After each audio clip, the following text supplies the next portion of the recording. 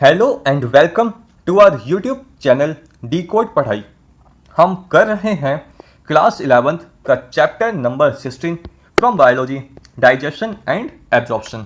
And आज के lecture में हम पैंक्रियास के बारे में पढ़ेंगे एंड हम एनसीईआरटी को 100% कवर करेंगे।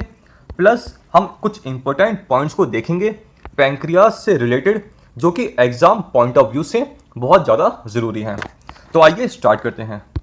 तो पैंक्रियास की अगर हम पोजीशन को देखें तो पैंक्रियास सिचुएटेड होता है between the C shape duodenum. हमें पता है कि ह्यूमन बीइंग में ड्यूडेनम जो है वो सी शेप का होता है एंड उसी के बीच में सिचुएटेड होता है हमारा pancreas. Now the pancreas is a compound elongated organ situated between the limb of C-shaped duodenum। Pancreas को कंपाउंड ऑर्गन कहते हैं। इसका मतलब पैंक्रियास एक्सोक्राइन ग्लैंड की तरह भी काम करता है एंड एंडोक्राइन ग्लैंड की तरह भी काम करता है। एक्सोक्राइन ग्लैंड वो ग्लैंड होते हैं जो डक्ट के थ्रू अपना सिक्रीशन रिलीज करते हैं, okay. And endocrine gland ductless gland होते हैं।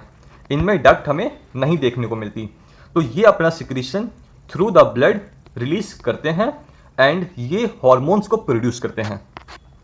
The exocrine portion secrete and alkaline pancreatic juice containing enzyme and endocrine portion secrete hormones insulin and glucagon।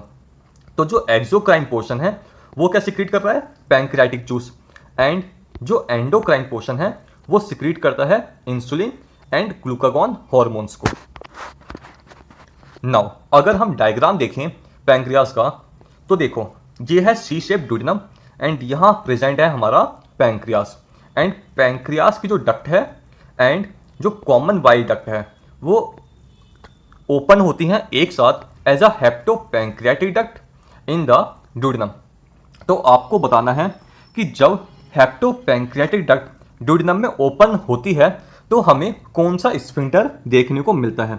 आपको बताना है स्फिंक्टर का नाम, ओके। एंड ये हमने लास्ट लेक्चर में कवर किया था जिसमें हमने लीवर और गॉल ब्लैडर के बारे में पढ़ा था, ओके। एंड ये सारी डक्ट के बारे में भी हमने पढ़ा था कि कौन सी डक्ट मिलने से कौन सी डक्ट बनती है। तो आप वाला लेक्चर एक बार जरूर देखो अगर आपने लास्ट लेक्चर नहीं देखा है तो। नाउ अब हम कुछ इंपॉर्टेंट पॉइंट्स को देखते हैं जो पैंक्रियास के लिए बहुत ज़्यादा ज़रूरी है एंड एग्जाम में आने के चांसेस हैं। पैंक्रियास जो है स्मॉल होता है लीवर से, but it is the second largest digestive gland in the vertebrate body। The main pancreatic duct is duct of Wilson। Now जो duct के नाम हैं वो important होते हैं from the exam point of view। तो जो main pancreatic duct है उसे duct of Wilson कहते हैं।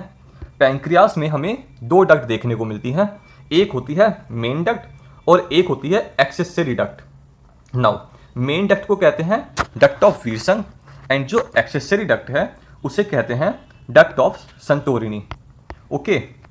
एंड ये डायरेक्टली ओपन होती है इन द ड्यूडेनम। इसका मतलब यह है कि यहाँ पर हमें स्फिंक्टर देखने को नहीं मिलता, ओके। यहाँ पर स्फिंक्टर नहीं मिलता है, ये डायरेक्टली ओपन होती है ड्यूडेनम में। और एक्सेसरी डक्ट को कहते हैं duct of Santorini of pancreas, ठीक है। Endocrine portion of pancreas is called islets of Langerhans. There are about 1 to 2 million islets of Langerhans in a normal human pancreas, represent only 1 to 2% of pancreatic tissue। तो जो endocrine portion है उसे कहते हैं इस्लेट्स of Langerhans and यही secrete करते हैं हमारे इंसुलिन एंड ग्लूकागॉन को। एंड हमारी बॉडी में 1 से 2 मिलियन इस्लेट्स ऑफ लैंगरहंस देखने को मिलते हैं जो कि सिर्फ 1 से 2% रिप्रेजेंट करते हैं पैंक्रियाटिक टिश्यू को। मतलब जो एक्सोक्राइन पोर्शन है वो 99 से 98% हो सकता है, okay. Now next point is each islets of Langerhans consist of 3 types of cells, alpha cells, beta cells and delta cell.